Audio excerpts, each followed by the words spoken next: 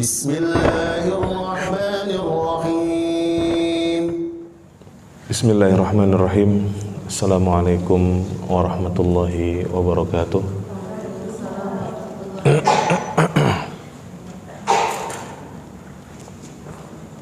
Innal hamdalillah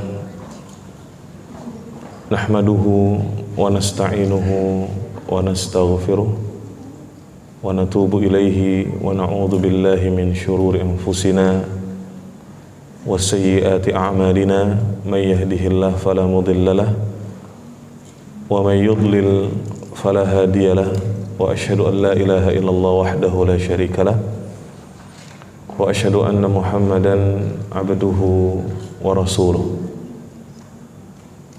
Ya ayyuhalladzina amanu taqullaha haqqa tuqatih wa la tamutunna illa wa antum muslimun. Ya ayyuhan nasu taqu rabbakum alladzi khalaqakum min nafsin wahidah wa khalaqa minha zawjaha wa batha minhuma rijalan katsiran wa nisaa'a wattaqullaha alladzi tasaaluna bihi wal arham innallaha kana 'alaikum raqiba. Ya ayyuhalladzina amanu taqullaha wa qulu qawlan sadida yuslih lakum a'malakum wa yaghfir lakum dhunubakum wa may yuti'illaha wa rasulahu faqad faza fawzan 'azima.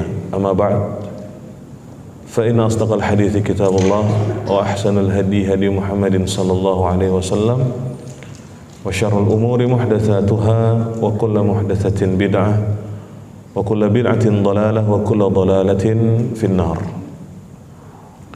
Para jamaah ibu-ibu yang dirahmati Allah, alhamdulillah kita panjatkan kembali puji syukur kita kepada Allah Jalla Jalaluh atas segala macam nikmat yang Allah limpahkan kepada kita, terutama yang paling terbesar di antara nikmat-nikmat yang Allah karuniakan kepada kita adalah nikmat iman dan juga nikmat Islam. Alhamdulillah kita muslim, alhamdulillah kita insyaallah beriman, dan ini adalah nikmat yang sangat besar yang patut disyukuri, karena dua kenikmatan ini adalah merupakan jalan keberuntungan bagi seorang hamba. Orang yang Islam dia akan beruntung, orang yang iman dia akan beruntung. Salawat serta salam semoga senantiasa tercurahkan dan terlimpahkan kepada suri tauladan kita Nabi Muhammad sallallahu alaihi wasallam serta keluarga beliau yang beriman dan para sahabat beliau tanpa terkecuali, serta orang-orang yang senantiasa setia mengikuti petunjuk beliau di dalam beragama sampai pada hari kiamat nanti. Para jamaah ibu-ibu yang dirahmati Allah, tema kajian kita di hari ini adalah tentang tauhid dan lawannya, ya, syirik. Tauhid itu lawannya adalah syirik, ya. Sebagaimana sunnah itu lawannya adalah bid'ah. Sebagaimana dijelaskan oleh para ulama bahwa di antara sunnatullah ada yang disebut dengan sesuatu yang berlawanan atau kontradiksi.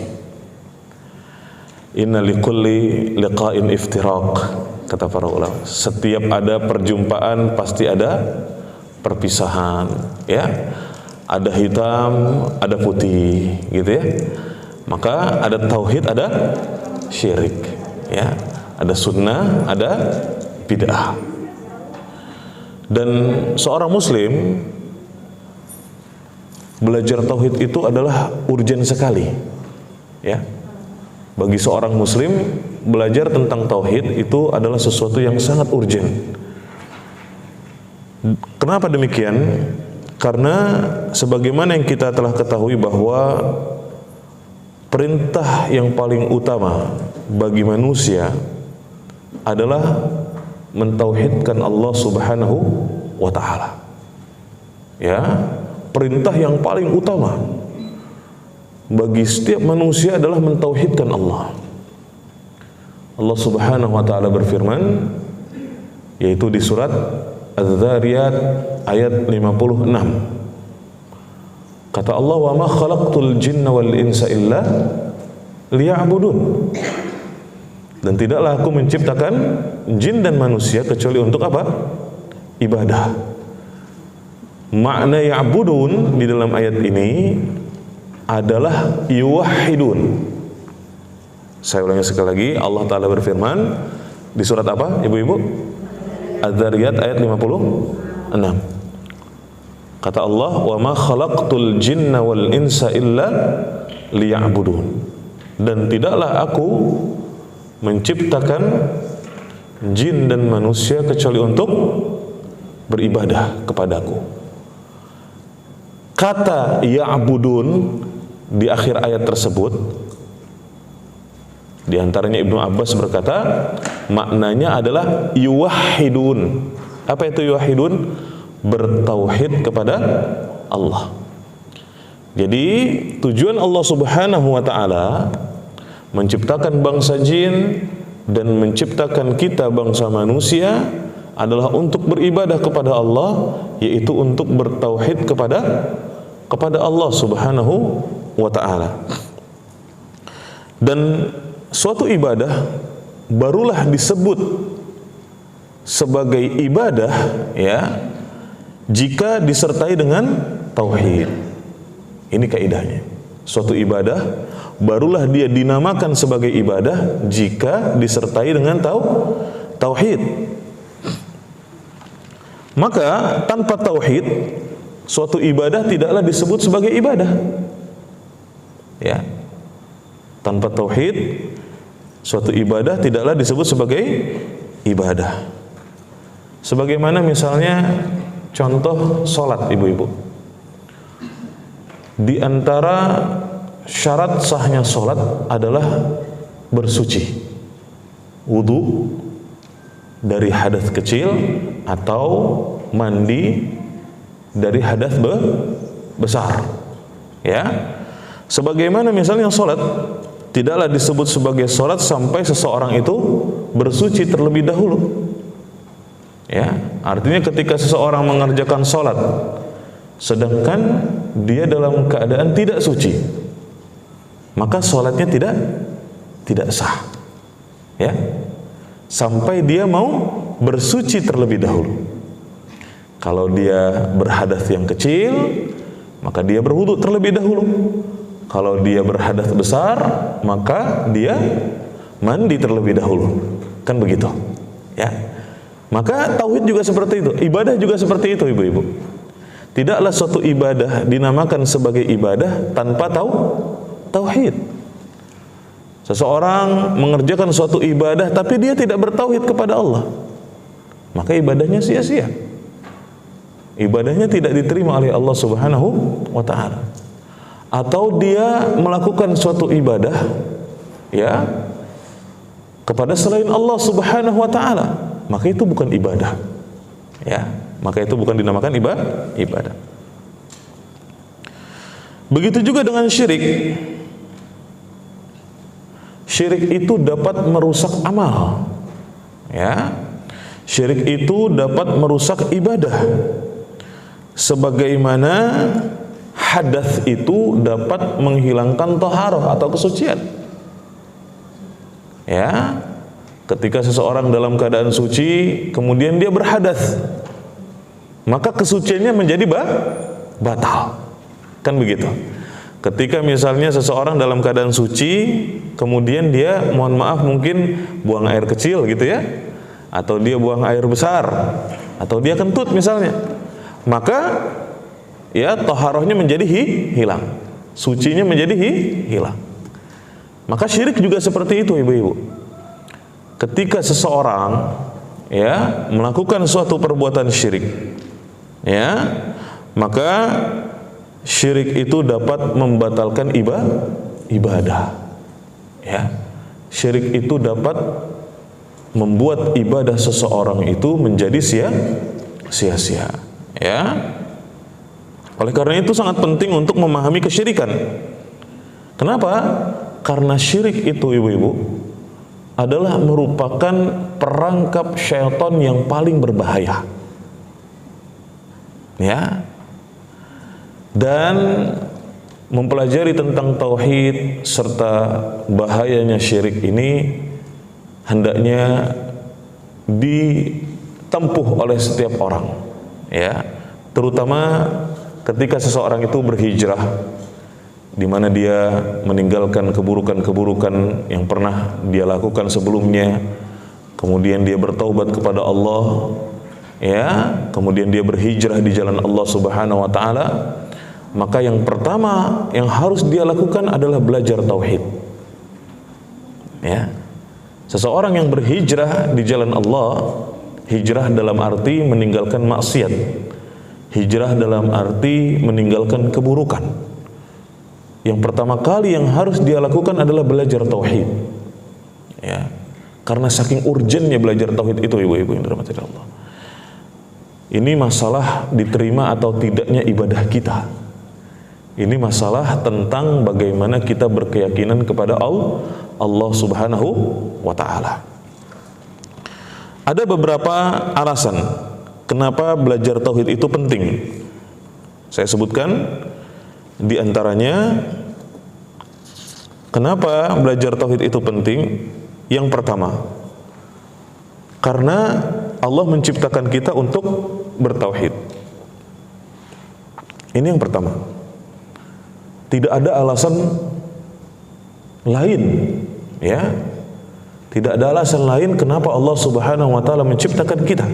Sebagaimana tadi di awal sudah saya sampaikan bahwa Allah berfirman di surat Az-Zariyat ayat 56, Allah mengatakan wa ma khalaqtul jinna wal insa illa liya'budun.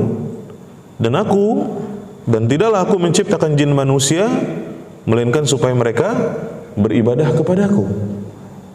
Ya, supaya mereka bertauhid kepadaku. Dan ini yang dijelaskan oleh para ulama. Yang kedua, kenapa kita harus belajar tauhid? Bertauhid itu, ibu-ibu, syarat masuk surga.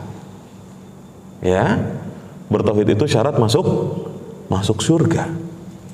Sebagaimana disebutkan dalam hadis yang diriwayatkan oleh Imam Al-Bukhari dan juga diriwayatkan oleh Imam Muslim, Rasulullah sallallahu alaihi wasallam bersabda, "Man syahida an la ilaha illallah wahdahu la syarikalah wa anna Muhammadan abduhu wa rasuluhu wa anna Isa abdullahi wa rasuluhu wa kalimatuhu alqaha ila Maryam wa ruhum min wal jannatu haqq wan naru haqq adkhalahu Allahul jannata ala ma kana minal amal." Hadis riwayat Al-Bukhari dan Muslim. Kata Rasulullah sallallahu alaihi wasallam, "Man syahida an la ilaha illallah wahdahu la syarikalah wa anna Muhammadan abduhu wa rasuluh."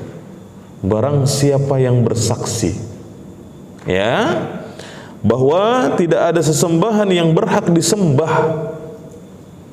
Barang siapa yang bersaksi bahwa tidak ada sesembahan yang berhak disembah selain Allah, ya, selain Allah saja, yang tidak ada sekutu baginya, juga bersaksi bahwa Muhammad sallallahu alaihi wasallam adalah hamba dan rasulnya. Ini yang pertama. Jadi apa, ibu-ibu? Yang pertama, barang siapa yang bersaksi bahwa tidak ada sesembahan yang berhak disembah selain Allah saja, dan bersaksi bahwa, ya, Muhammad adalah hamba dan rasulnya, wa anna Isa abdullahi wa rasuluh, dan juga bersaksi bahwa Nabi Isa adalah hamba dan rasul Allah, ya, serta kalimatnya, wa kalimatuhu alqaha ila Maryam, serta kalimatnya yang disampaikan kepada Maryam dan ruh darinya. Artinya Allah Subhanahu wa taala menciptakan Nabi Isa, yang kemudian kalimat tersebut, yaitu Allah menciptakan Isa dengan kalimat apa, Bu? Kun, jadilah. Maka kemudian Maryam, bunda daripada Nabi Isa, kemudian hamil tanpa memiliki suami. Dan Allah mampu untuk melakukan itu. Ya, Allah mampu untuk melakukan itu.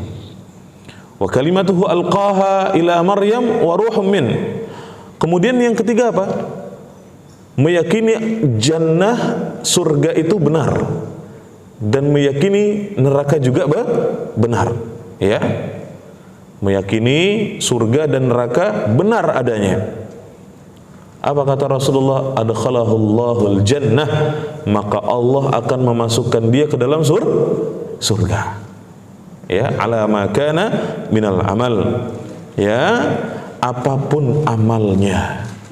Ya, meskipun amalnya sedikit atau amalnya banyak, ya, selama orang tersebut adalah orang yang bertauhid kepada Allah, meyakini bahwa Allah satu-satunya Tuhan yang berhak disembah dengan benar, meyakini Nabi Muhammad itu adalah hamba dan Rasul Allah, begitu juga Nabi Isa adalah hamba dan Rasul Allah, bukan sebagai Tuhan. Ya, meskipun amalnya sederhana, meskipun amalnya sepele, tapi selama dia bertauhid kepada Allah, maka dengan sebab tauhidnya itu Allah akan memasukkan dia kemana? Ke dalam surga. Ya, jadi ibu-ibu, syarat masuk surga itu harus apa, Bu? Bertauhid. Ya, ini yang kedua. Kenapa kita harus belajar tauhid? Ini yang kedua. Karena syarat masuk surga itu harus bertauhid. Tiket untuk masuk surga adalah tauhid, ibu-ibu. Meskipun misalnya seseorang dia banyak melakukan dosa, dia banyak melakukan maksiat selain syirik, ya, tapi hatinya beriman kepada Allah. Dia bertauhid kepada Allah, dia meyakini bahwa Allah itu adalah merupakan satu-satunya Tuhan yang berhak disembah. Tapi dia bandel misalnya, ya, namanya juga manusia kadang bandel, kan begitu. Nggak selamanya kita bisa taat terus. Yang namanya istiqomah itu susah, Bu. Kadang kita kepleset, jatuh ke dalam perbuatan dosa, kadang kita berbuat maksiat, ya. Dan ada di antara manusia yang ketika dia meninggal dunia dalam keadaan berbuat dosa dan maksiat. Tapi kalau orang yang seperti itu bertauhid kepada Allah, di dalam hatinya ada setitik keimanan, tetap dia akan masuk ke dalam surga. Itu tauhid. Ya, tiket masuk surga itu dengan bertauhid. Ini harus kita ingat, ibu-ibu. Ya. Yang ketiga, kenapa kita harus belajar tauhid? Karena tauhid itu adalah merupakan sebab dosa-dosa kita diampuni. Ya. Tauhid adalah merupakan sebab dihapuskannya dosa dan kesalahan. Sebagaimana disebutkan dalam hadis qudsi, Rasulullah sallallahu alaihi wasallam bersabda, qala Allah Ta'ala berfirman, ya ibna Adam, innaka law ataitani biqarabil ardi khataya thumma laqitani la tusyrik bi syai'a la ataituka biqarabiha maghfirah. Rasulullah sallallahu alaihi wasallam bersabda, Allah Ta'ala berfirman, hadisnya hadis qudsi, wahai anak Adam, jika engkau mendatangiku, idza laqitani law ataitani biqarabil ardi khataya, jika engkau mendatangiku dengan dosa sepenuh bumi, ya, jika kamu datang kepadaku, yaitu nanti di hari kiamat dengan membawa dosa sepenuh bumi, thumma laqitani la tusyrik bi syai'a, kemudian engkau menjumpai aku, ya, dalam keadaan tidak berbuat syirik kepadaku sedikit pun, la ataituka biqarabiha maghfirah, maka niscaya aku akan mendatangimu dengan ampunan sepenuh bumi juga. Ya, apa kata Allah Subhanahu wa taala dalam hadis qudsi ini, wahai anak Adam, jika engkau mendatangiku dengan apa, Bu? Dosa sepenuh bumi. Artinya orang yang seperti ini orang yang paling bandel, ya, orang yang paling bangor, gitu ya Bu, orang yang paling banyak melakukan dosa, banyak berbuat maksiat. Tapi dia datang di hari kiamat, meskipun dia membawa dosa sepenuh bumi, dia datang dalam keadaan tidak pernah berbuat syirik kepada Allah. Dalam keadaan dia meyakini tauhid. Dalam keadaan hatinya beriman kepada Allah. Orang yang beriman itu ibu-ibu, ya, meskipun dia melakukan dosa, meskipun dia bermaksiat, maka hati kecilnya akan mengatakan apa yang saya lakukan ini sebenarnya salah. Itu orang yang beriman. Tapi karena hawa nafsunya selalu mengajak dia untuk berbuat dosa dan maksiat, ya, untuk berbuat penyimpangan-penyimpangan, untuk melakukan kesalahan-kesalahan, dia tidak bisa melepaskan itu karena terdorong oleh hawa nafsu. Tapi hati kecil orang yang beriman akan berbicara kepada dia bahwa apa yang dia lakukan itu adalah salah. Itu orang yang beriman. Maka ketika seorang hamba datang di hari kiamat membawa dosa sepenuh bumi, tapi dia tidak berbuat syirik kepada Allah, asalkan dosanya bukan dosa syirik, maka kata Allah Subhanahu wa taala, la ataituka biqarabiha maghfirah, maka aku akan mendatangimu dengan ampunan sepenuh bumi juga. Subhanallah. Inilah kenapa kita harus belajar tauhid, dan kenapa kita harus bertauhid kepada Allah Subhanahu wa taala. Yang keberapa sekarang? Yang kelima atau keempat ya? Keempat. Kenapa kita harus belajar tauhid, ibu-ibu? Karena tauhid itu sebab ketenangan. Ibu-ibu mau tenang hidupnya, bertauhid. Ya? Ibu-ibu mau tenang hatinya, bertauhid kepada Allah Subhanahu wa taala. Karena apa? Ketenangan itu bisa diraih dengan cara bagaimana? Kita bertawakal kepada Allah. Kita menyerahkan semua urusan kita, kita serahkan hidup dan mati kita kepada Allah Subhanahu wa taala. Yang mana itu artinya adalah salah satu bentuk ketauhidan seorang hamba kepada Allah. Dalam Al-Qur'an Allah mengatakan bagaimana? Qul inna salati wa nusuki wa mahyaya wa mamati lillahi rabbil alamin. Katakan, salatku, sembelihanku, hidupku dan matiku adalah untuk Allah, Tuhan semesta alam ini. Artinya seseorang yang bertawakal kepada Allah, dia bertauhid kepada Allah, maka hatinya akan tenang. Wa may yatawakkal 'alallahi fahuwa hasbuh. Dalam surat At-Talaq ayat ketiga Allah mengatakan, dan barang siapa yang bertawakal kepada Allah, niscaya Allah akan mencukupkannya. Ya, barang siapa yang bertawakal kepada Allah, niscaya Allah akan mencukupkannya. Keperluannya akan dicukupkan oleh Allah, kebutuhannya akan dicukupkan oleh Allah Subhanahu wa taala. Hidupnya akan dijaga oleh Allah Subhanahu wa taala. Tawakal kepada Allah adalah salah satu bentuk tauhid kita kepada Allah Subhanahu wa taala, ya. Dan barang siapa yang senantiasa berzikir kepada Allah, selalu mengingat Allah Subhanahu wa taala, motivasi dia adalah Allah. Dia bekerja karena Allah. Dia beraktivitas karena Allah. Dia berbakti kepada suami karena Allah. Berbakti kepada orang tua karena Allah. Dia mengasuh, membimbing, merawat anak-anaknya karena Allah Subhanahu wa taala. Maka Allah akan berikan ketenangan kepada dia. Ya. Ala bi dzikrillahi tatma'innul qulub, adalah dengan berzikir kepada Allah hati tenang. Dan orang-orang yang berzikir kepada Allah adalah orang-orang yang bertauhid kepada Allah, karena hatinya selalu dipenuhi dengan apa? Mengingat Allah. Sehingga setiap kali dia melangkah, setiap kali dia beraktivitas, motivasinya adalah Allah Subhanahu wa taala. Ya, ketika dia keluar rumah dalam rangka menuntut ilmu, datang ke masjid Darul Razak, motivasinya adalah karena Allah, bukan karena yang lain, ya, bukan karena ingin ketemu sama teman-teman, bukan karena ingin nanti setelah kajian mau makan-makan, itu bukan berarti nggak boleh ibu-ibu, boleh, tapi jangan jadikan itu sebagai motivasi gitu ya. Ada kadang orang-orang yang datang ke kajian pengen ketemu sama teman-teman, nanti habis kajian makan ya. Jadi motivasinya makan, bukan apa? Ngaji. Ya, saya sih yakin di sini nggak ada yang kayak gitu. Nggak ada satu maksudnya.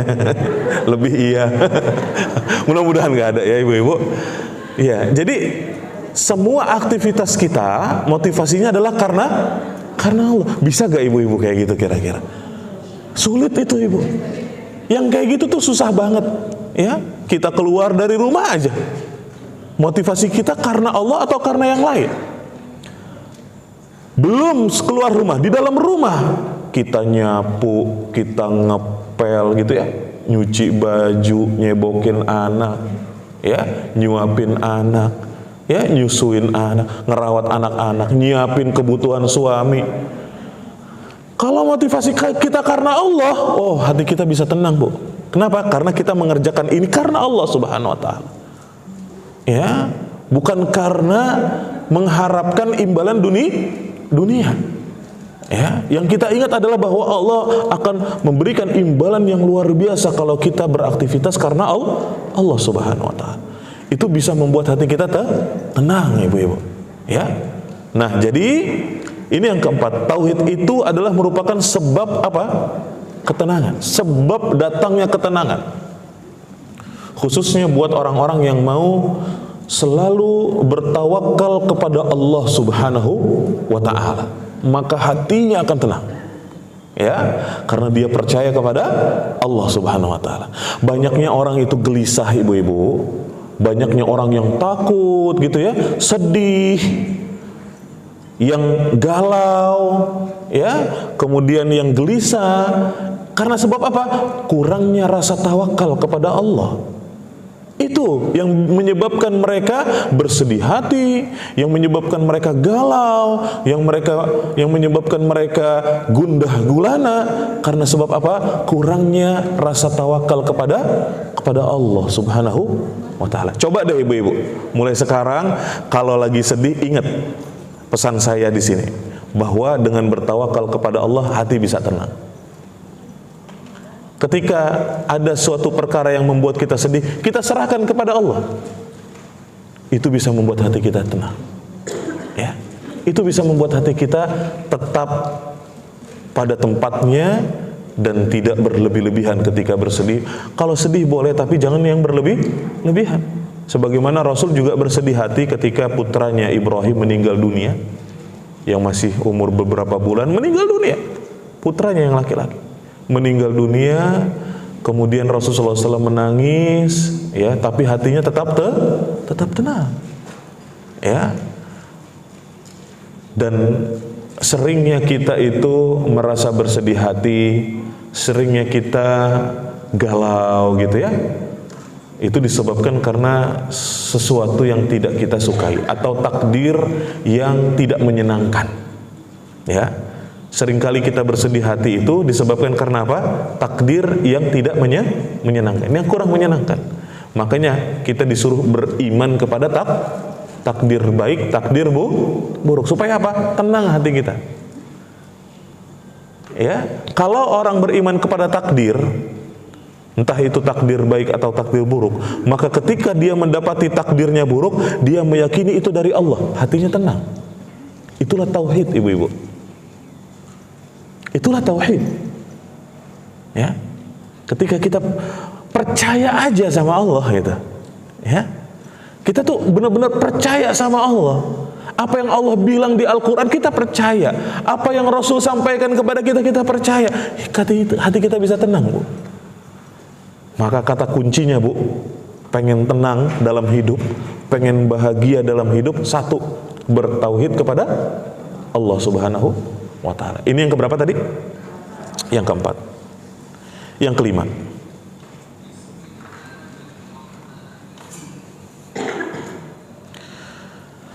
kelima, setiap amalan hamba itu tidak akan diterima oleh Allah Subhanahu wa taala sampai orang tersebut bertauhid. Amalan setiap hamba tidaklah diterima oleh Allah sampai orang tersebut bertauhid. Artinya apa, Bu? Tauhid itu syarat diterimanya amal. Ya. Tauhid itu syarat diterimanya amal. Surat Al-Kahfi ayat yang terakhir, siapa yang hafal? Tanpa melihat mushaf, tanpa melihat Al-Quran. Ayo, kan tiap pekan baca, Bu. Masa nggak hafal-hafal? Surat Al-Kahfi ada berapa ayat?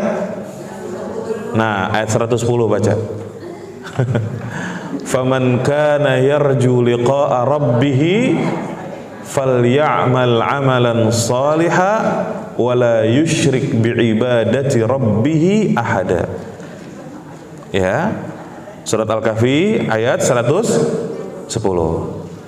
Allah mengatakan, dan barang siapa yang mengharap perjumpaan dengan Rabb-Nya, barang siapa yang mengharap perjumpaan dengan Rabb-Nya, falyamal amalan salihah, maka hendaknya dia mengerjakan amal salih. Maka hendaknya dia mengerjakan amal salih. Ini satu syaratnya. Wala yusyrik biibadati rabbih ahada, dan janganlah dia berbuat syirik dalam beribadah kepada Rabb-Nya. Janganlah dia berbuat syirik dalam beribadah kepada Rabb-Nya. Syarat yang pertama, falyamal amalan salihah. Kata Allah, dan barang siapa yang mengharap perjumpaan dengan Rabb-Nya. Seorang hamba bisa berjumpa dengan Allah, Bu? Kita bisa gak ketemu Allah? Hah? Di mana? Ya, di akhirat itu di mana? Di surga.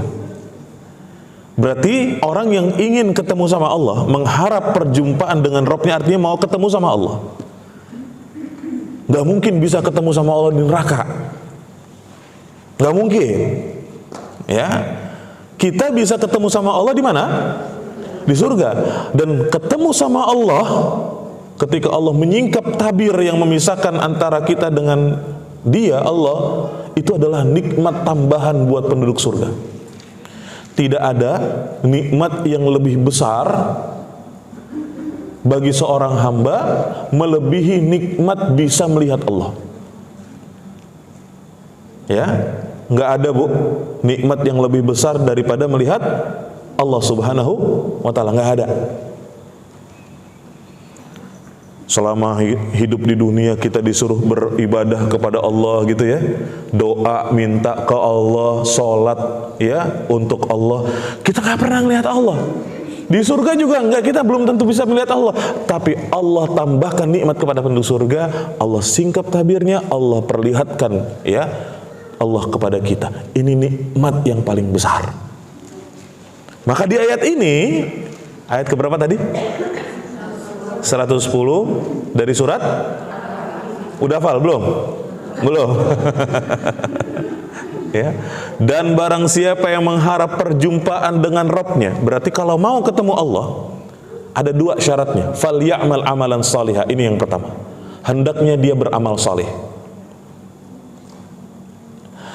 Ulama mengatakan yang dimaksud dengan amal saleh itu adalah ittiba kepada Rasulullah. Ya, gak mungkin suatu perbuatan dikatakan amal soleh kalau ternyata amalan tersebut bukan dari Rasulullah. Mungkin gak, Bu? Suatu amalan yang dikerjakan oleh seorang hamba dikatakan amal soleh kalau ternyata amalan tersebut gak diajarin sama Rasul. Gak mungkin. Makanya amal soleh itu harus sesuai dengan petunjuk Rasulullah. Yang namanya amal soleh itu adalah amal yang dicontohkan, diajarkan oleh siapa? Rasulullah Sallallahu Alaihi Wasallam. Ya, karena itu tugas dia sebagai Rasul.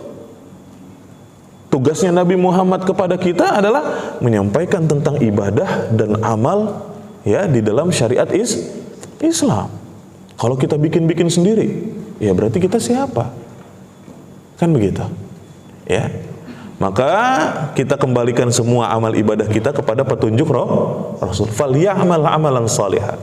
Hendaknya dia beramal saleh, artinya disuruh ittiba kepada Rasulullah sallallahu alaihi wasallam. Kemudian syaratnya yang kedua apa? Kalau pengen ketemu Allah, wala yusyrik biibadati rabbih ahada. Jangan berbuat syirik dalam beribadah kepada Allah. Tauhid. Artinya apa? Harus bertauhid. Ikhlas dalam beribadah karena Allah Subhanahu wa taala. Maka syarat diterimanya amal adalah tauhid. Amal seseorang tidak akan diterima sampai dia bertauhid kepada Allah Subhanahu wa taala. Artinya benar-benar ikhlas di dalam beramal karena Allah, untuk Allah. Ya, benar-benar ya ikhlas ketika dia beribadah kepada Allah Subhanahu wa taala. Maka ketika seseorang itu mengerjakan sholat tapi pengen dipuji sama orang lain, ya, dia nggak ikhlas nih. Ibadahnya bisa nggak terima sama Allah Subhanahu wa taala. Ya, ketika dia bersedekah, berinfak, tapi supaya dibilang sebagai dermawan gitu ya, supaya orang-orang melihat dia sebagai seorang dermawan, maka ibadahnya ini nggak terima sama Allah. Kenapa? Karena dia beribadah bukan karena Allah. Ya, wala yusyrik biibadati rabbih ahada. Begitu juga Bu, setiap kegiatan-kegiatan kita, yang kegiatan-kegiatan positif, kegiatan-kegiatan yang baik gitu ya, perbuatan-perbuatan yang baik, meskipun hanya sekedar apa? Menyingkirkan sesuatu yang berbahaya di jalan, kalau kita mengerjakannya karena Allah, itu bisa mendapatkan pahala. Ya, nanti kita akan bahas tentang ibadah. Ya, karena pembahasan tentang tauhid syirik ini masih panjang nih ya. Bisa berseri ya Bu. Jadi kajian dengan judul tauhid versus syirik ini bisa berseri nanti. Ya, nggak apa-apa ya. Ya, pelan-pelan kita belajar pelan-pelan tentang keutamaan belajar tauhid dulu. Ini yang keberapa tadi? Yang kelima. Bahwa amal seseorang itu tidak akan diterima sampai dia bertauhid kepada Allah. Ya. Jadi tauhid itu paling penting Bu. Syarat diterimanya amal kita. Kalau kita sudah mengerjakan suatu amal sesuai dengan petunjuk Rasul, tapi kita masih ria, ya, amal kita sia-sia. Kalau kita mengerjakan suatu amal sudah sesuai dengan petunjuk Rasul, tapi kita pengen didengar sama orang, pengen dilihat sama orang, atau pengen dapat keuntungan-keuntungan dari orang lain, maka ini bisa menjadikan amal dia sia-sia dan tidak diterima oleh Allah Subhanahu wa taala. Ya. Jadi ini yang ke berapa tadi? Yang kelima. Yang keenam, tauhid adalah merupakan sebab hidayah. Ya, tauhid itu adalah merupakan sebab hidayah. Dan juga rasa aman. Kalau tadi yang pertama tenang, ya kan? Yang keenam ini, tauhid itu sebab rasa aman. Terutama rasa aman di sebuah negeri, di sebuah wilayah, di sebuah tempat, di sebuah lingkungan. Allah akan menurunkan ketenangan apabila penduduknya bertauhid kepada Allah Subhanahu wa taala. Kita lihat surat Al-An'am ayat 82. Surat Al-An'am ayat 82. Allah Ta'ala berfirman, alladzina amanu wa lam yalbisu imanahum bidzulmin ulaika lahumul amnu wa hum muhtadun. Yang keenam ini tadi apa Bu? Tauhid, sebab hidayah dan rasa aman. Dalilnya apa? Ini surat Al-An'am ayat 82 afwan. Surat Al-An'am ayat 82. Alladzina amanu wa lam yalbisu imanahum bidzulmin. Orang-orang yang beriman wa lam yalbisu imanahum bidzulmin, dan tidak mencampur adukan keimanannya dengan kezaliman. Ya. Orang-orang yang beriman dan tidak mencampur adukan iman dengan kezaliman. Ulaika lahumul amnu, kata Allah. Maka ya, mereka itulah orang-orang yang akan mendapatkan keamanan dari Allah. Wahum muhtadun, dan mereka itu adalah orang-orang yang mendapatkan hidayah.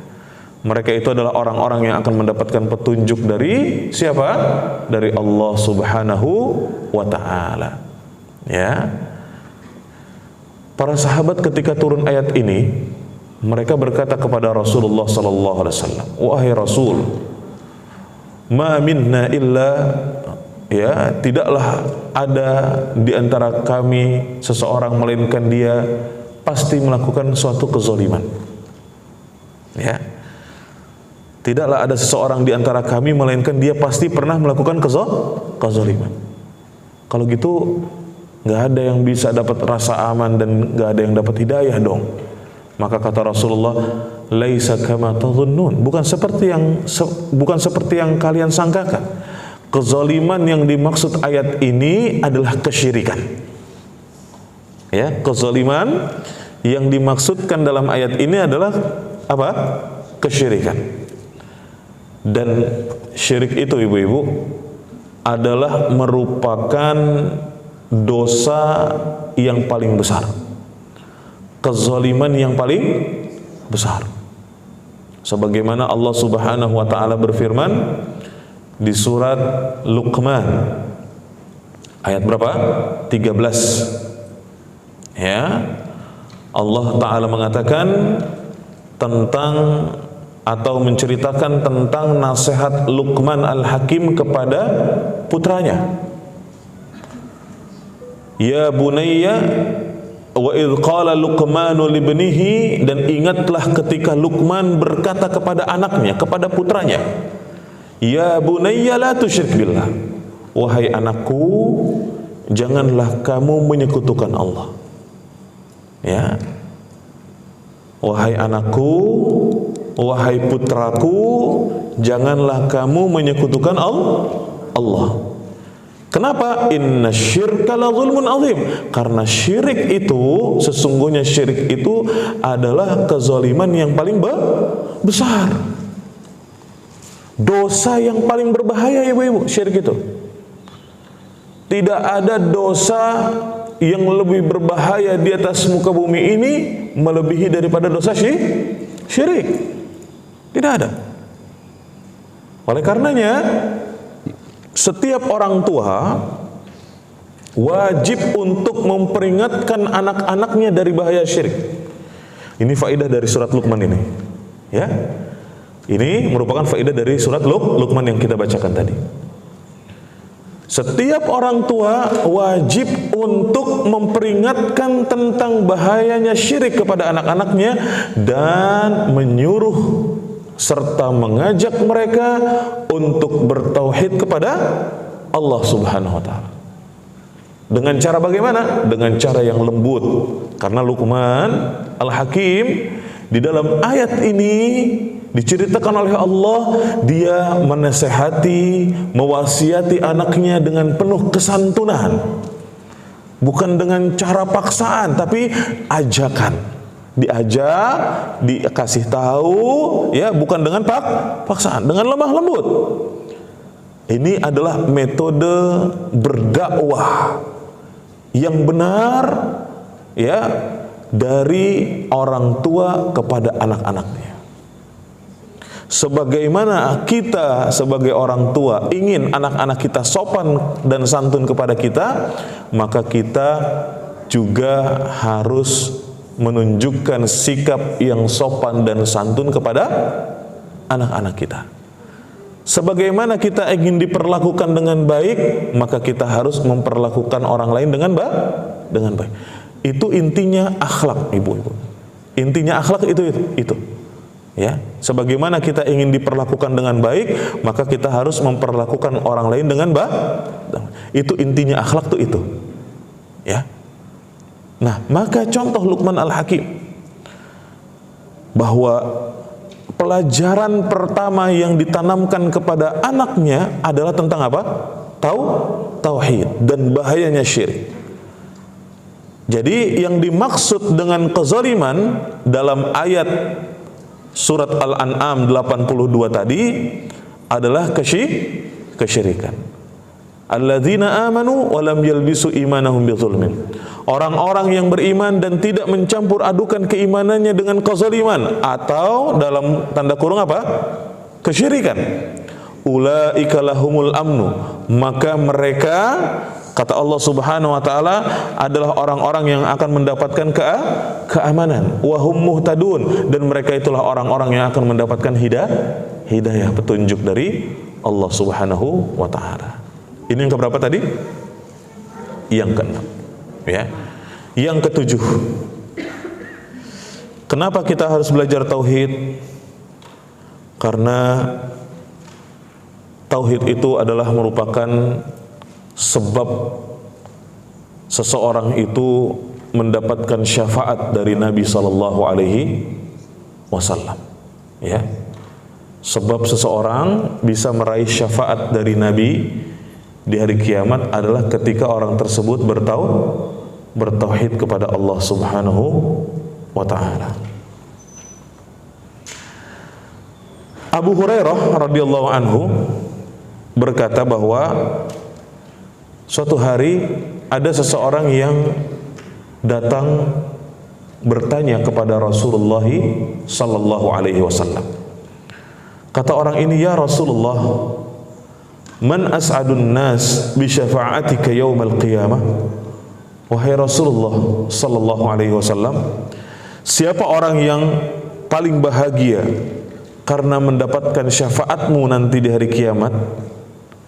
Maka kemudian Rasulullah sallallahu alaihi wasallam bersabda, "Laqad dhanantu ya Aba Hurairah alla yas'alani an hadzal hadits ahadun awwala mink lima ra'aitu min hirsika 'alal hadits as'adun nas bi syafa'ati yaumil qiyamah man qala la ilaha illallah khalisan min qalbihi aw nafsihi."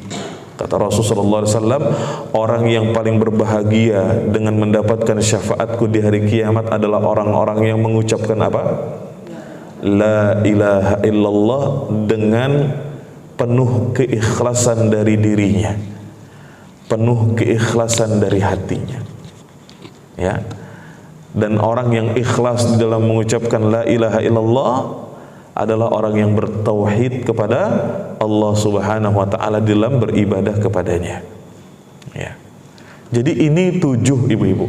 Saya bisa menyebutkan 7 alasan kenapa sih kita harus memulai ilmu itu dengan tauhid. Kenapa kita harus memulai dalam menuntut ilmu itu dengan pelajaran tauhid? 7 alasan inilah, ya, yang menjadikan tauhid itu adalah ilmu yang paling penting. Terutama ibu-ibu, buat kita yang baru berhijrah di jalan Allah, ya. Buat kita yang baru memulai mengenal agama, ya. Jangan belajar tentang yang lain dulu. Mulai dengan tauhid terlebih dahulu. Mulai dengan permasalahan-permasalahan akidah terlebih dahulu. Dan satu nasihat penting buat kita di dalam belajar tauhid, jangan apa? Jangan bosan, ya. Jangan merasa malas di dalam kita belajar tauhid. Banyak sekarang ini orang-orang yang meremehkan pelajaran tauhid, lebih mengutamakan pelajaran-pelajaran tentang furu' syar'iyyah, pelajaran-pelajaran yang merupakan cabang keilmuan. Sedangkan usul yang paling pokok di dalam ilmu adalah tauhid. Banyak orang yang belajar tentang gimana sih bisa rumah tangga itu langgeng, gitu ya. Gimana sih akhlak yang baik, gimana sih muamalah kita sama tetangga, ya, cara wudhu yang benar. Semua itu percuma, Bu, kita kerjain kalau tauhid kita salah dan melengseng, ya. Kalau tauhid kita melenceng, Ya, semua yang kita belajarin tentang bagaimana berumah tangga yang baik, bagaimana sholat yang benar, bagaimana wudhu yang baik, ya, bagaimana muamalah dengan orang lain, ya, itu semua menjadi percuma kalau tauhid kita melenceng. Ya, kalau tauhid kita salah. Dan ini nasihat saya agar kita terus semangat belajar tauhid. Jangan malas dan jangan merasa bosan belajar tauhid, karena ini yang paling pokok. Baru sekarang kita akan masuk tentang tauhid. Apa itu tauhid? At-tauhidu lughatan masdaru wahada yuwahhidu, ay ja'ala syai' wahida. Tauhid itu kalau dalam kaidah bahasa Arab itu dia sebuah masdar yang asal katanya adalah wahada yuwahhidu. Ini secara bahasa ya, secara etimologi, secara bahasa. Tauhid itu adalah masdar, bentuk masdar dari asal kata wahada yuwahhidu. Wahada yuwahhidu itu artinya ja'ala syai' wahida, menjadikan sesuatu tunggal. Ya, menjadikan sesuatu tunggal. Ya, menjadi tunggal, sesuatu menjadi tunggal, sesuatu menjadi esa yang tidak ada saingan, yang tidak ada lawan. Ya, itu yang disebut dengan wahada yuwahidu, menjadikan sesuatu itu tunggal. Ya, dan tauhid ini tidak akan terwujud kecuali dengan dua apa? Dua rukun. Ya, tauhid tidak akan terwujud kecuali dengan dua rukun. Yang pertama apa ibu-ibu? Yang pertama an-nafyu. Rukun yang pertama apa? An-nafyu. Dan rukun yang kedua adalah al-itsbatu. Ya, saya ulang sekali lagi. Tauhid tidak akan terwujud kecuali dengan dua rukun. Ya, tauhid tidak akan terwujud kecuali dengan dua rukun.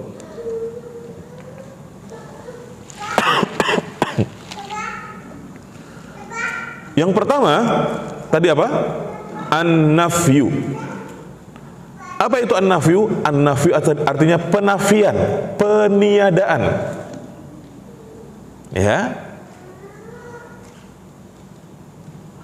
Dan tauhid itu ada dalam kalimat, dalam satu kalimat la ilaha illallah. Ini tauhid. Makanya la ilaha illallah itu disebut dengan kalimatut tauhid. Suatu kalimat tentang tauhid. Ya. An-nafyu, rukun yang pertama itu ada pada kata la ilaha. Tadi apa? An-nafyu itu artinya apa, Bu? Penafian, peniadaan. Dan itu ada pada kalimat la ilaha. La ilaha. Apa yang dinafikan? Apa yang ditiadakan? Yaitu kita kalau bertauhid kepada Allah harus menafikan semua Tuhan. Ya, ini dulu. Kita kalau bertauhid maka harus menafikan semua Tuhan. Semua Tuhan kita nafikan dulu. Tidak ada Tuhan. Ya. Maka ini rukun yang pertama, menafikan semua Tuhan. An-nafyu, la ilaha, tidak ada Tuhan. Tapi tidak cukup satu rukun, harus ada rukun yang kedua, al-itsbatu. Al-itsbatu itu artinya adalah penetapan. Kalau rukun yang pertama meniadakan, rukun yang kedua adalah menetapkan sesuatu. Kalau rukun yang pertama itu ada pada kalimat la ilaha, yaitu kita harus menafikan semua Tuhan, maka rukun yang kedua adalah illallah. Rukun yang kedua apa, Bu? Illallah, kecuali Allah. Maksudnya apa? Tidak ada Tuhan yang berhak disembah dengan benar kecuali Allah. Maka orang yang bertauhid itu dia beribadah hanya kepada Allah. Ya, ini Yang kedua, orang yang bertauhid itu akan meniadakan Tuhan selain Allah. Dia tidak percaya kepada berhala yang disembah. Dia tidak percaya kepada tempat-tempat keramat yang kultuskan. Dia tidak percaya kepada kuburan yang disembah. Dia tidak percaya kepada matahari yang disembah. Dia tidak percaya kepada orang-orang yang menyembah hewan, patung dan yang lain semacamnya. Dia nafikan Tuhan selain Allah, dan dia cuma beribadah kepada Allah Subhanahu wa ta'ala. Ini tauhid. Sampai di sini paham ya Bu Ibu? Agak membosankan ya Bu ya belajar tauhid ya. Tapi ini sangat penting sekali ya. Ini adalah pelajaran yang sangat penting buat agama kita terutama ya. Jadi tauhid itu ada pada kalimat apa Ibu-ibu? La ilaha illallah. Ada berapa rukunnya? Ada 2. Yang pertama, apa artinya an-nafyu? Peniadaan. Ada pada kalimat apa? La ilaha. Artinya kita harus meniadakan, menghilangkan ya semua Tuhan ya. Kemudian rukun yang kedua apa? Al-itsbatu ya, artinya penetapan. Ada pada kalimat illallah, kecuali Allah. Artinya setelah kita meniadakan, setelah kita menafikan semua Tuhan yang ada, maka kita tetapkan satu-satunya Tuhan yang berhak disembah dan berhak diibadahi dengan benar kecuali Allah, hanya Allah Subhanahu wa ta'ala.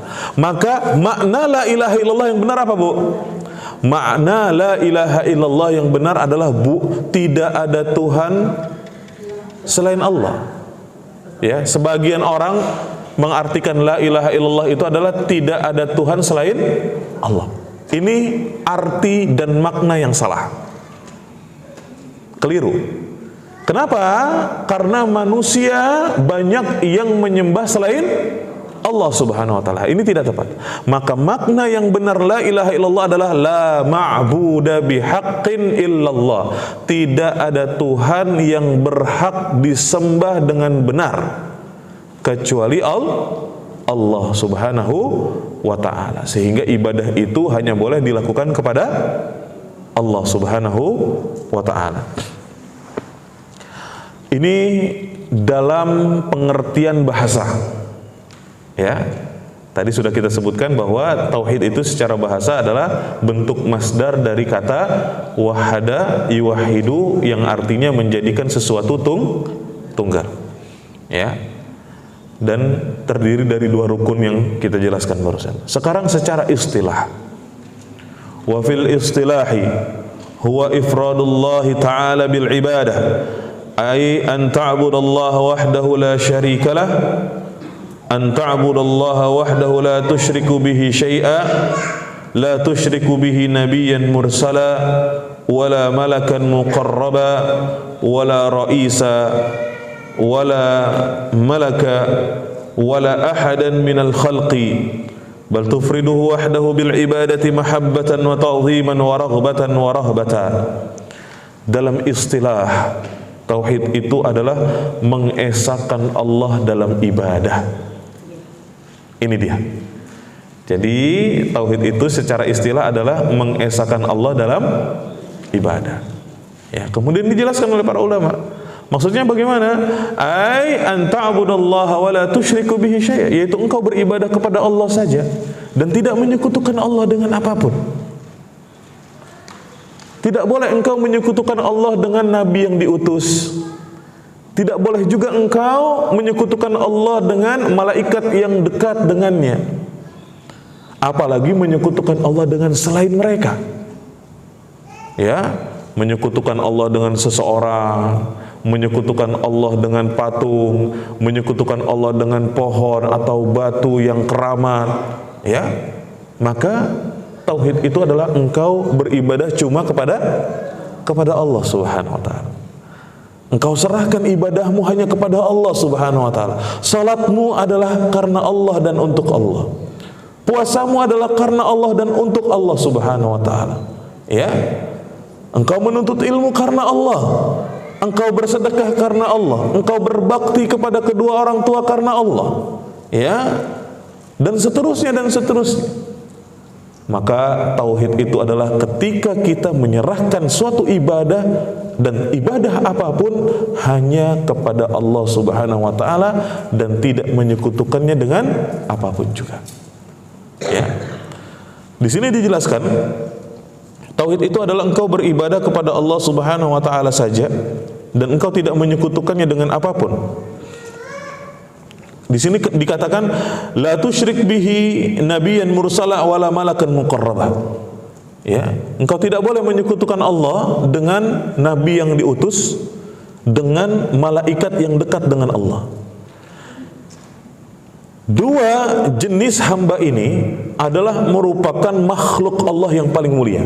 Para nabi, para malaikat adalah makhluk Allah yang paling mulia di antara seluruh makhluk Allah. Artinya, seseorang menyekutukan Allah dengan seorang nabi saja itu dilarang. Seseorang menyekutukan Allah dengan malaikat itu terlarang. Ya, apalagi kalau seseorang itu menyekutukan Allah dengan sesuatu yang lebih rendah derajatnya dari para nabi dan malaikat. Ya. Maka tentu lebih terlarang ibu-ibu yang dirahmati Allah. Oleh karena itu, di sini dikatakan bal tufriduhu wahdahu bil ibadah, akan tetapi orang yang bertauhid itu adalah yang senantiasa menyerahkan ibadah itu kepada Allah saja.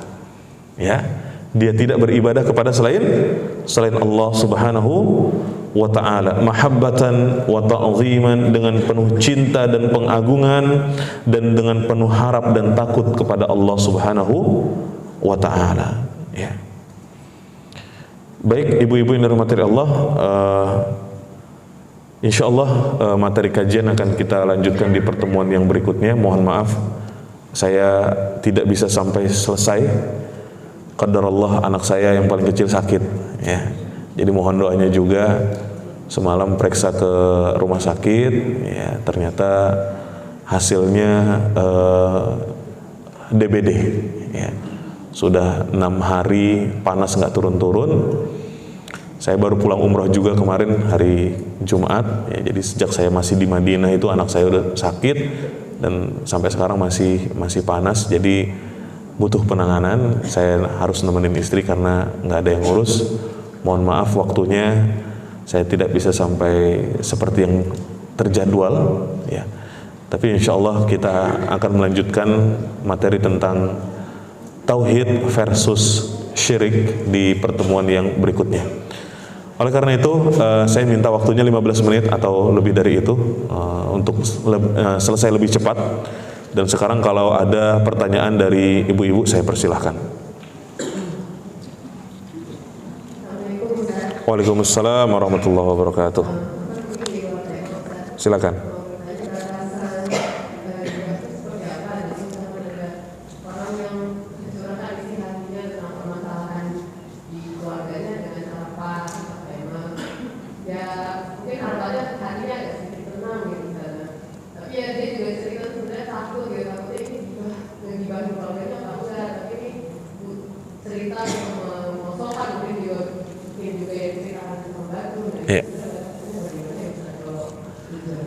Iya.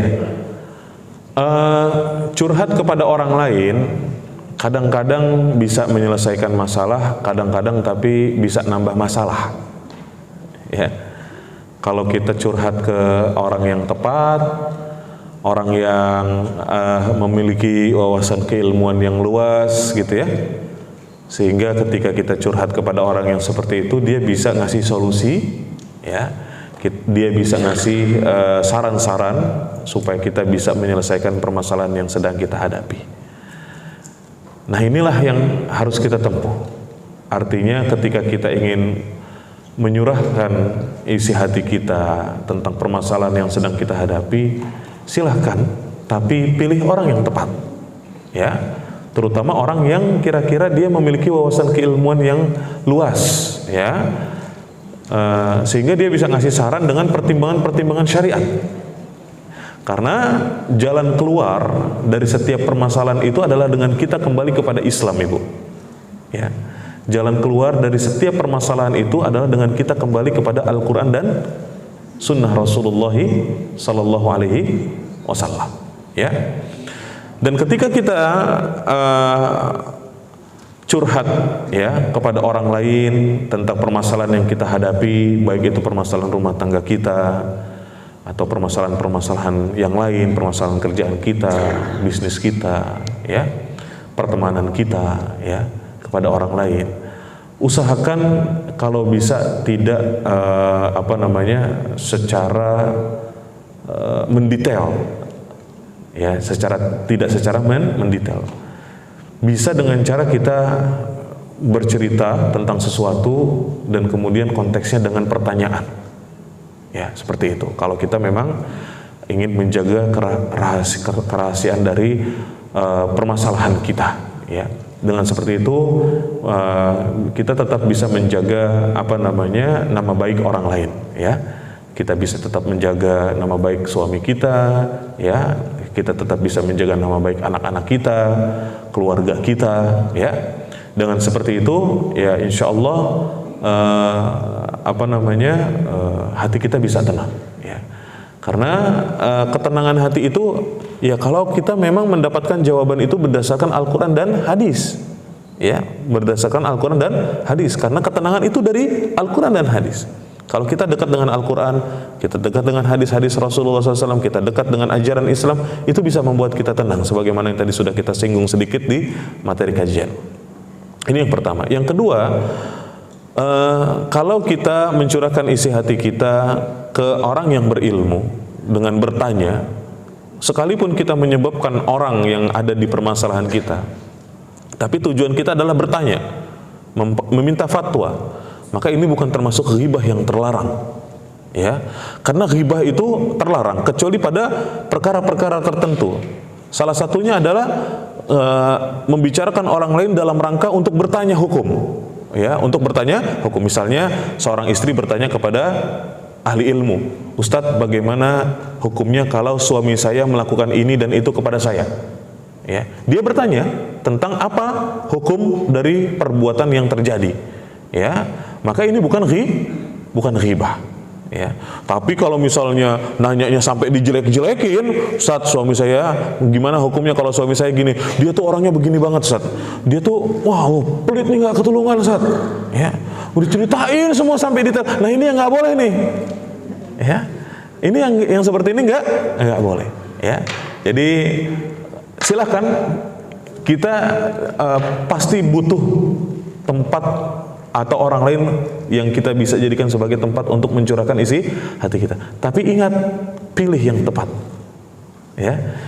Salah orang bisa jadi malah justru rahasia kita, ya, bisa tersebar, ya. Rahasia kita bisa kedengar sama orang lain, ya. Jadi pilih orang yang tepat, pilih orang yang amanah di dalam menjaga rahasia, menjaga cerita, supaya permasalahan kita tetap terjaga. Dan yang paling penting, Ibu, yang paling penting itu bukan kita curhat sama orang, tapi yang paling penting adalah kita curhat sama Allah. Itu yang paling penting. Ibu bangun tengah malam gitu, ya, ketika orang lain sedang tertidur, ibu bangun tengah malam, ambil air wudu, sholat malam, ya. Apalagi khususnya di sepertiga malam yang terakhir, itu adalah waktu yang mustajab dan waktu yang istimewa, karena Allah turun ke langit dunia. Allah turun ke langit dunia di setiap sepertiga malam yang terakhir. Kemudian kita adukan permasalahan kita, kita minta solusi kepada Allah atas permasalahan hidup kita. Maka kata Allah di dalam hadis, barang siapa yang menda'utani fa'astajib lahu, barang siapa yang berdoa kepadaku niscaya aku kabulkan. Wa man yas'aluni fa'u'ti, dan barang siapa meminta sesuatu kepadaku niscaya aku berikan. Wa man yastaghfiruni fa'aghfiru lahu, dan barang siapa yang memohon ampun kepadaku niscaya aku ampuni. Itu terjadi di sepertiga malam yang terakhir. Jadi memang kadang kita butuh curhat sama orang lain, tapi yang paling penting adalah kalau mau curhat kepada Allah Subhanahu wa taala. Kalau mau kita ceritain permasalahan kita dari A sampai Z, ceritain sama Allah. Allah yang bakal ngasih jalan keluar buat kita. Ya. Allah yang bakal ngasih solusi buat kita. Allah juga yang bakal menurunkan ketenangan di dalam hati kita. Tapi ya itu tadi, adab-adabnya harus kita jaga. Kalau kita berdoa kepada Allah, ya usahakan kita juga bertaubat kepada Allah, diiringi dengan taubat, ya. Karena salah satu penghalang terkabulnya doa adalah karena dosa dan maksiat. Ya. Begitu juga hendaknya kita memperhatikan apa yang kita konsumsi, halal gak makanan kita, minuman kita, karena bisa jadi kalau kita makan dan minuman yang haram itu bisa menjadi penghalang terkabulnya doa kita, ya. Jaga adab-adabnya, ya. Mudah-mudahan dengan seperti itu Allah Subhanahu wa taala segera angkat permasalahan kita dan memberikan jalan keluar bagi setiap permasalahan kita. Wallahu a'lam bishawab. Ada lagi yang lain? Silakan.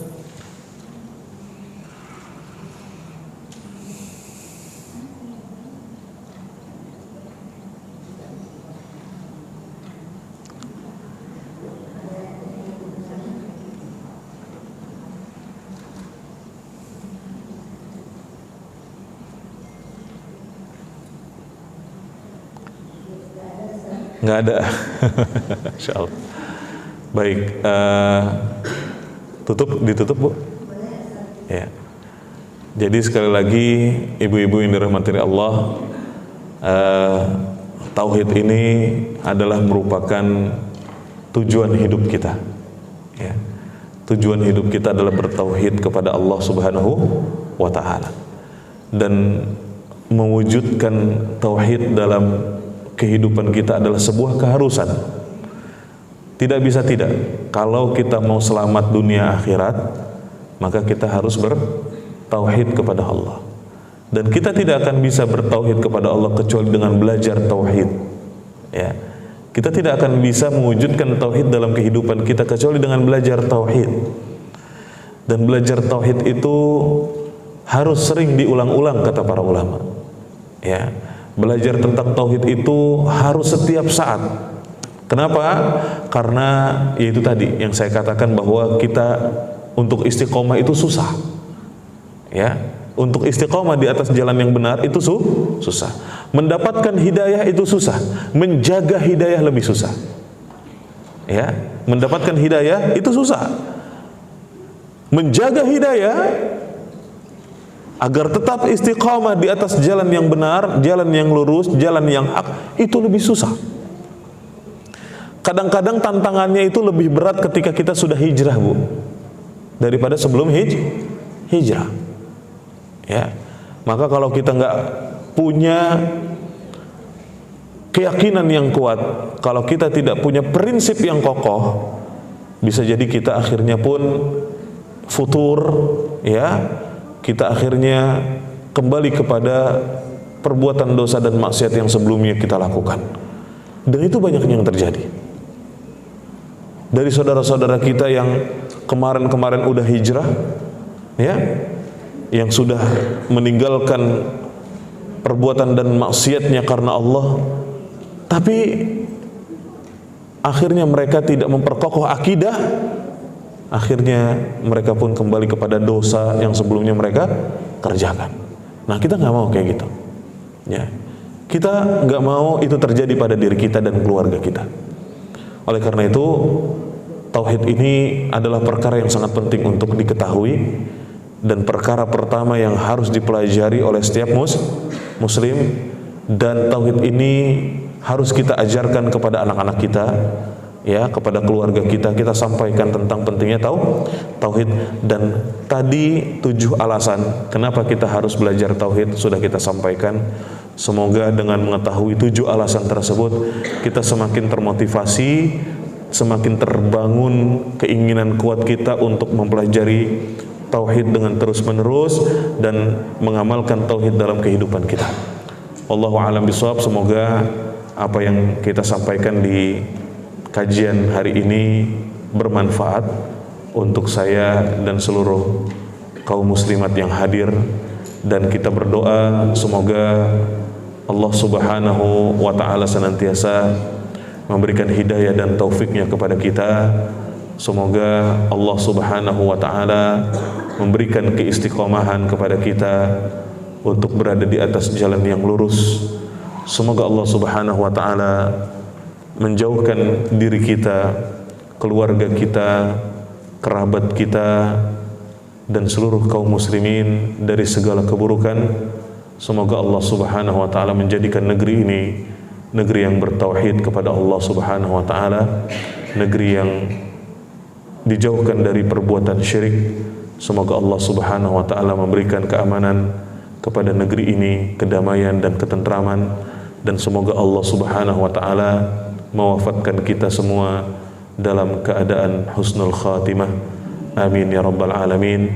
Dan semoga Allah Subhanahu wa ta'ala mengampuni dosa-dosa kita, dosa-dosa keluarga kita, orang tua kita, istri kita, suami kita, anak-anak kita, dan semoga Allah Subhanahu wa ta'ala memasukkan kita ke dalam surganya dan menjauhkan kita dari neraka. Amin ya rabbal alamin. Demikianlah yang bisa kita sampaikan. Apa yang benar dari Allah dan kesalahan dari saya, nasallallahu assalamatu wal afiyah, wa sallallahu wasallam wa barak ala nabiyyina Muhammad wa ala alihi wa ashabihi wasallam. Kita tutup kajian kita dengan doa kafaratul majlis. Subhanakallahumma wa bihamdika asyhadu an la ilaha illa anta astaghfiruka wa atubu ilaik. Wassalamu alaikum warahmatullahi wabarakatuh.